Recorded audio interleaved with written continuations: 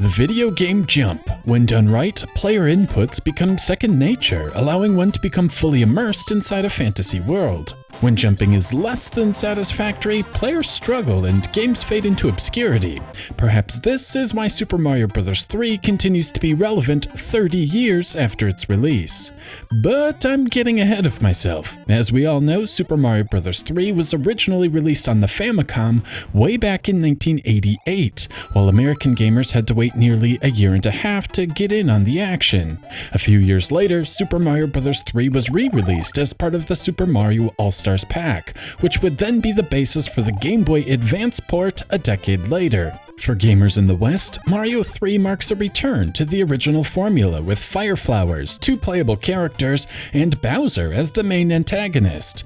According to the instruction manual, the adventure takes place in the Mushroom World, where Bowser's children steal the 7 royal magic wands from the Mushroom World's 7 countries, turning their respective monarchs into animals, allowing Bowser to take over. It is then up to Mario to travel to each of the 7 countries, defeat the 7 Koopa Kids, visit an 8th country to take on Bowser, and finally free the Mushroom World. Same as ever, the story is simple, with a hero, a villain, and a mission, so let's get moving.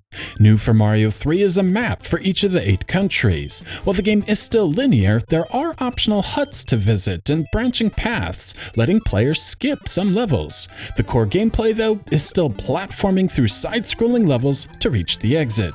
An even more significant change to the formula are the power-ups. While the Fire Flower and Starman return, the real star of the show here is the Super Leaf. This transforms Mario into Raccoon Mario and offers the power of flight. Additionally, the tail can be used as an attack, and Mario's descent can be slowed.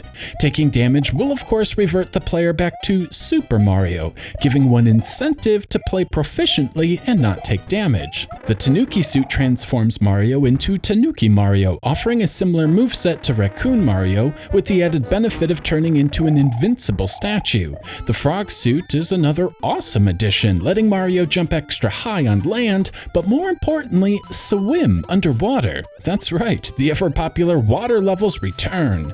Like before, I'm not a fan of these, as the player is often not given quick enough movement to avoid the speedy underwater enemies. Acceleration left or right is extremely slow, as is descending. The controls end up feeling sluggish, which isn't much fun, and combined with fast enemies, can be frustrating. Thankfully, the Frog Suit offers the player modern underwater controls. Rather than tapping the jump button, the D-pad is used for movement. Frog swimming is fast and responsive, and holding the A button allows for even faster speed. This also brings us to a clever bit of design on the map screens. The water levels are clearly distinguished, with the action scene panels appearing over open water. This means attentive players can proactively equip a frog suit before entering the level. This requires the player to visit non-level panels to stock up on power-ups from Toad Huts and Hammer Brother encounters. The Toad Huts give the player a power-up, while the player must defeat an enemy or 2 in the Hammer Brother panels to receive the reward.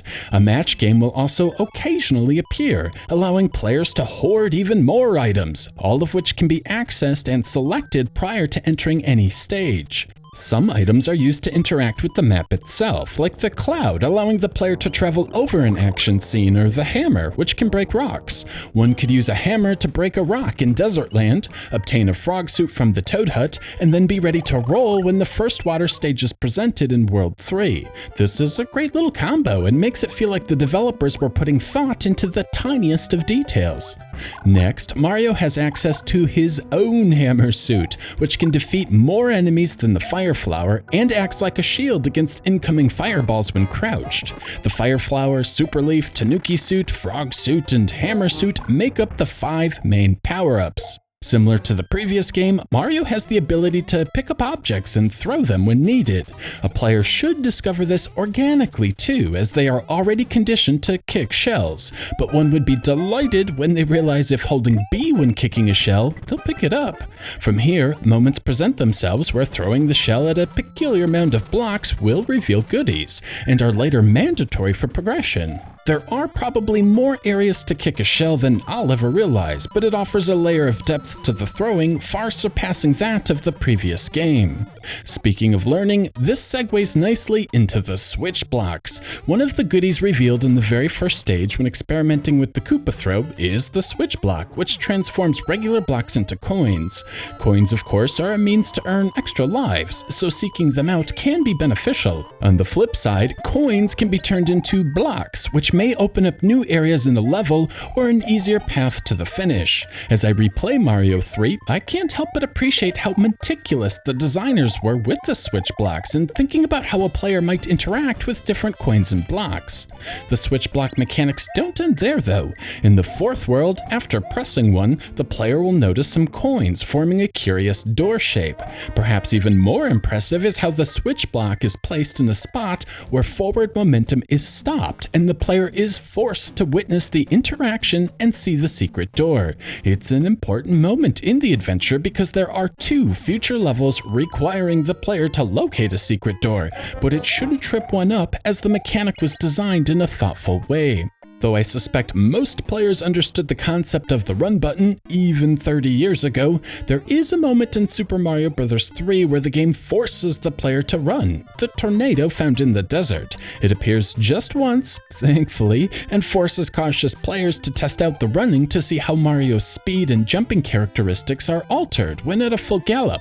Once the player understands the utility of running, they can race past a row of thwomps without waiting. Generally speaking, Super Mario Bros. 1 focused on an increasingly more difficult set of platforming obstacles to challenge the player's dexterity and mastery of Mario's movement. The Western version of Super Mario Bros. 2 was quite different, with increasingly more difficult enemies and denser patterns used to challenge the player.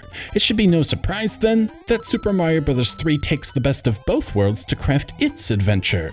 Some levels are pure platforming gauntlets, like the auto-scrolling stages. The player is forced to move forward, identify the patterns of upcoming enemies and platforms, and quickly make decisions before being crushed or falling.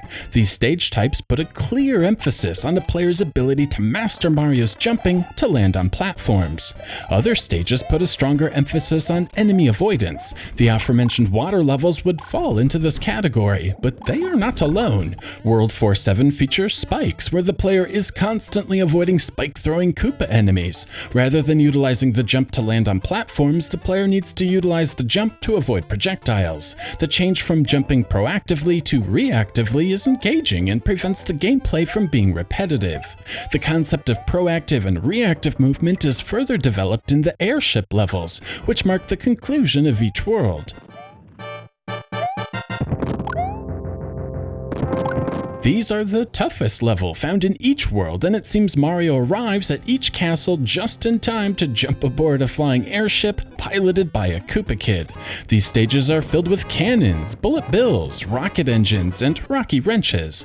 This tasks the player with not only dodging or jumping on a barrage of projectiles, but also focusing on platforming to avoid falling or getting crushed. This combination of styles offers some of the most challenging and engaging experiences found in the game. Another area where SMB3 improves upon its predecessors is the screen movement. Super Mario Bros. 1 was a horizontal affair, and Super Mario Bros. 2 offered vertical movement, though limited. Super Mario Bros. 3 offers full diagonal movement, and it's smooth to boot. However, this does introduce color artifacts on the right side of the screen. I am also choosing to mask the left side of the screen too, as I find it more visually appealing. If you want to learn more about why pixels on the left side of the screen are blank, or why there are artifacts on the right side of the screen, I would recommend watching the NES Loading Seam Explained by Retro Game Mechanics Explained. Anyway, during the NES era, designers were always making choices based on ROM size limitations or hardware shortcomings. Levels are repeated in Super Mario Bros. 1, for example, not because there was a limitation of ROM space, but because the designers chose to have 32 levels rather than, say, 28. Had they chose to have have fewer levels, they could have reduced duplication. Same goes for Super Mario Bros. 3. The designers chose to utilize diagonal scrolling and live with the graphical shortcomings. From a gameplay perspective, this was absolutely the correct choice. The flying mechanic would be restricted if the screen size was limited to only horizontal or vertical scrolling, rather than both.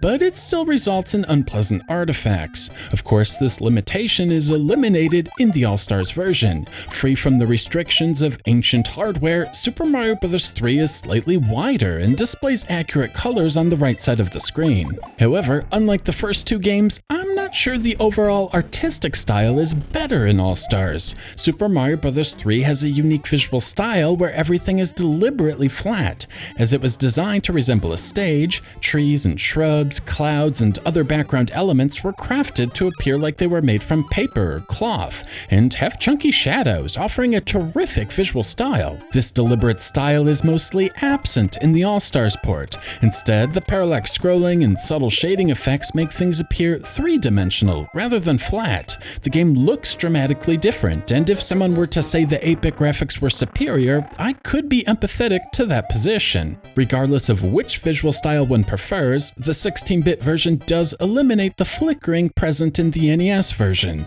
In either case, both games run smoothly, with the NES version being almost completely free of slowdown, which plagued the previous game. The NES version also does an awesome job of working around the 3-color limitation for sprites. Enemies are well animated, and the overall graphical quality is quite high for the system, though there is a fair bit of flicker in some areas. And I don't want to dismiss the All-Stars version either. The 16-bit graphics are impressive for sure. Everything is expertly colored, transparency effects are tasteful, and enemies look as detailed as ever. The music is also amazing. Koji Kondo returned for a third time to compose another 8-bit masterpiece. The opening track offers an almost breezy island sound, delivering something both melodic yet mellow. The next track feels far more energetic, with quick beats and multiple sections with different instruments being layered in and cutting out. It's quite deep considering how few sound channels there are to work with. The Fortress tracks offer a distinctly different tone, sounding as sinister as the obstacles presented. The airships have an almost military-like rhythm to them, as if Mario is invading hostile territory. The classic underground theme is updated, giving off hip-hop vibes. Other classic songs return too, like the Coin Heaven and Underwater tracks. The Super Nintendo version offers a nice 16-bit interpretation of the classic tunes with more defined instrument samples, but doesn't stray too far away from the source material.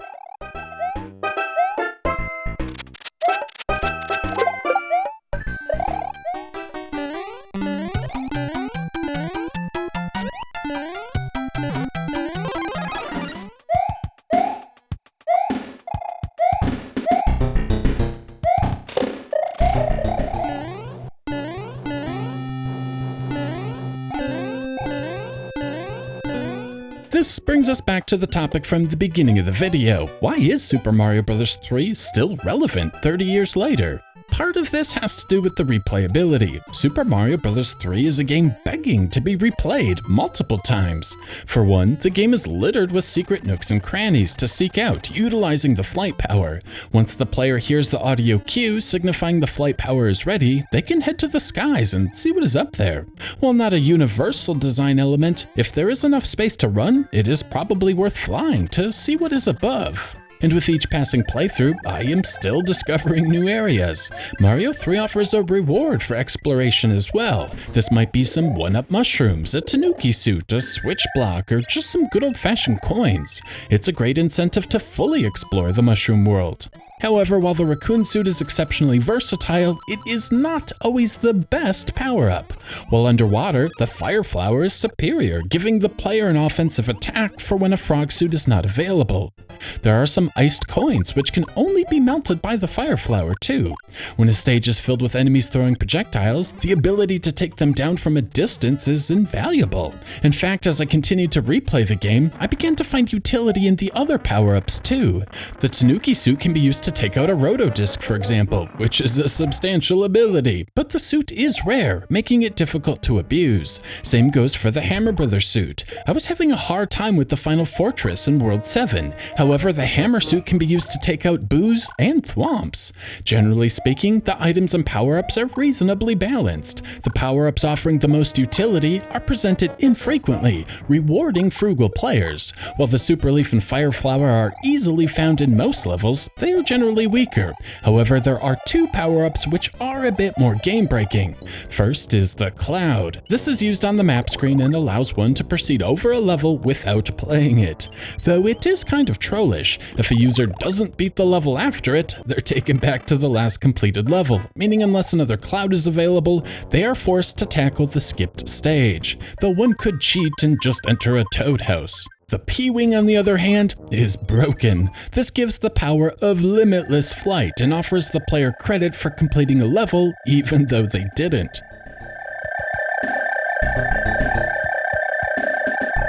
On the plus side, this is a rare power-up. It isn't always useful, and for beginners that might need it most, getting a game over will result in a player restarting a world with no power-ups, meaning they'll be forced to retry skipped levels. Still, this concept of cheesing levels without a drawback seems silly to me. In contrast, one area I feel Super Mario Bros. 3 does a nice job accommodating newer players is the life system.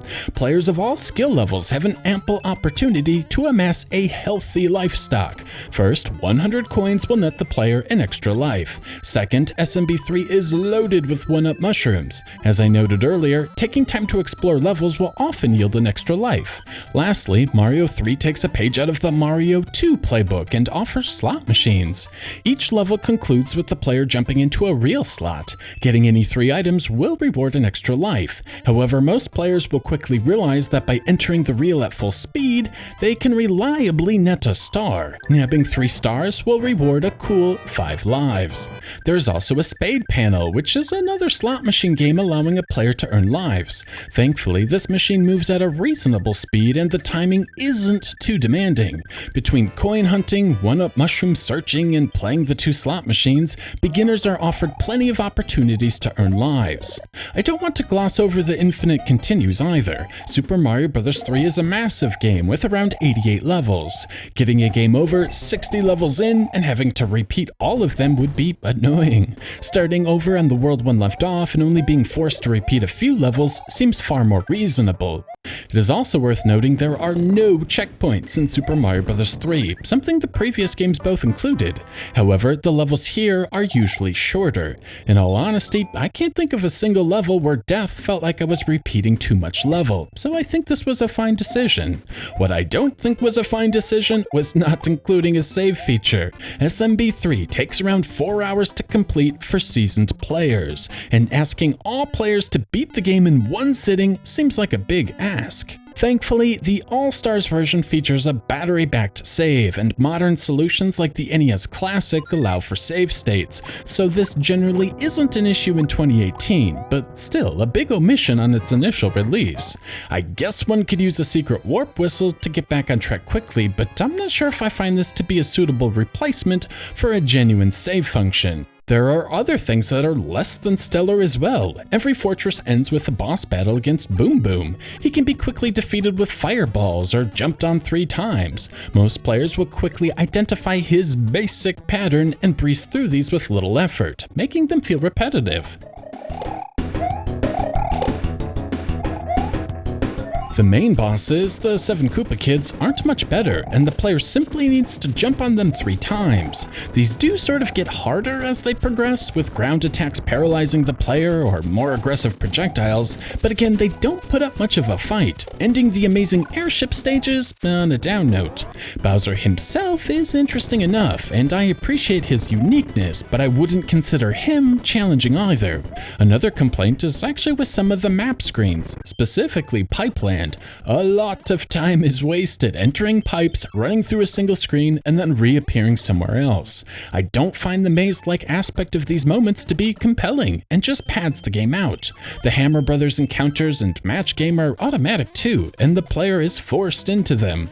Well, one could use the music box to put the Hammer Brothers to sleep, but this again feels like a waste of an item slot, and yet another action getting in the way of moving on to the next level. The map screens do not ruin the game by any stretch, but the more utilitarian approach found in later games like Donkey Kong Country are less obtrusive. That pesky timer also returns, though as best as I can tell, the player is given 5 minutes to complete each level in the game, which is more than adequate in nearly all situations. Cautious players are able to take their time to learn enemy patterns. Adventurous players are given ample time to explore, and if a player is too pokey, the game nudges them to get a move on, forcing them to replay the game if they want to explore further. But it really does seem pointless during the auto-scrolling stages, as the amount of time to complete a level is out of the player's control. Granted, it isn't harming anything either. However, it is problematic in the maze stages. The first fortress in Waterland is filled with doors, mostly leading to dead ends.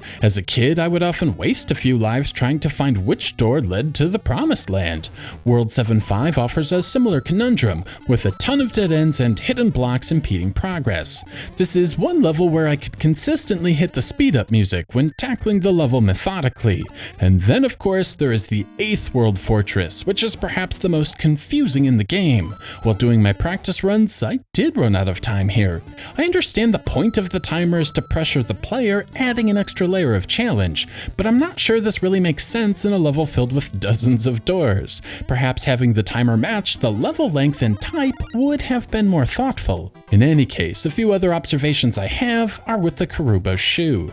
There is a single level where the player can bop a Goomba out of a shoe and then hop inside. This allows the player to jump on enemies and obstacles, which would normally harm Mario. It also allows the player to hop along munchers. However, it is never used again. It feels like there is a level or two where this power-up would have been terrific, but alas, there is no way to obtain the shoe for later use. It feels out of place if I'm honest. It's not bad per se, but feels like a missed opportunity. I also feel like the level design is occasionally misleading. Raccoon Mario's flight is extremely powerful, but unless the level has a sufficient runway, the player can't achieve flight. It communicates to the player when there is a sufficient runway, there is probably something worth exploring above. However, at times, what appears to be an obvious runway leads to nothing, and other times the player is just left skipping massive portions of a stage, making the Super Leaf feel overpowered rather than balanced. But of course, the excellent design easily outweighs any of my nitpicks. One of my favorite level tropes in SMB3 are these vertical stages. These directional lifts are awesome. They are temporary platforms offering a puzzle-like element to try and reach the top. Some of the lifts only move in one direction, others cycle directions each time they are jumped on. These vertical levels also wrap, like in SMB2, which is required for progression in at least one instance. If I'm honest, I feel like these crisscrossing pipes and directional lifts offer far more engaging maze gameplay compared to entering random doors and hoping for the best. World 7-3 opens with a star power, and then the first part of the level is repeated twice. If the player hits the first block while still in Starman mode, they'll get another star, and another, and if quick enough, can maintain this to the exit. This skill is then required to beat World 7-7.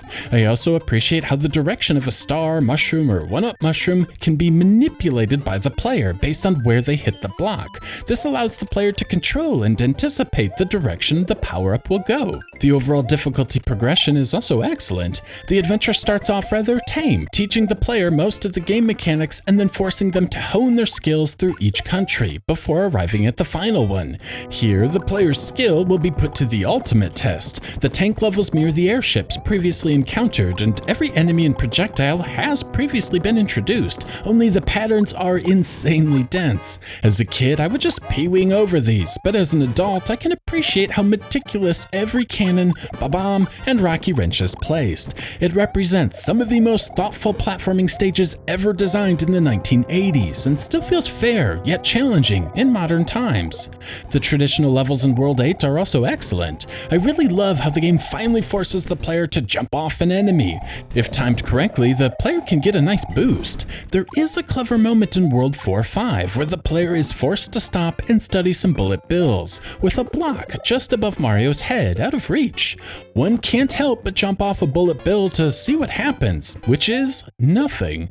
But upon further examination, there is a vine off-screen. Again, attentive players should be ready to roll when this mechanic is later required to clear a large gap. Of course, not all levels are created equal. Once the novelty of giant land wears off, a few of the stages feel boring. But again, nothing in Super Mario Bros. 3 is ever frustrating or sloppy. All of the skills necessary for completion are thoughtfully taught to the player, with no manual required. Perhaps players won't notice all of these little teaching moments, but they are there. So, Super Mario Bros. 3 has great graphics and sound, a wide variety of enemies and set pieces, varied level design, a forgiving life system and continue system, useful power-ups, a ton of replayability, and some seriously clever design. I think it's obvious why this is such a beloved classic for old gamers and young alike. But as amazing as all of this is, I think the game's crowning achievement is still Mario's jump. Mario responds immediately to inputs, has just enough float allowing players to reach platforms as expected, features excellent mid-air maneuverability, making landing on small platforms, even icy ones, satisfying. The walking jump, running jump, and boosted jump offer options for players to consider when plotting their path forward. Mario's acceleration is slightly slow, allowing for minute adjustments when standing still, but he can decelerate quickly, aiding in landing and enemy avoidance. It just feels exquisite, and I feel it is the defining feature. And like a good classic song, I honestly feel that in 30 years gamers will still be taking this one out for a spin, because it is every bit as playable today as the day it was released.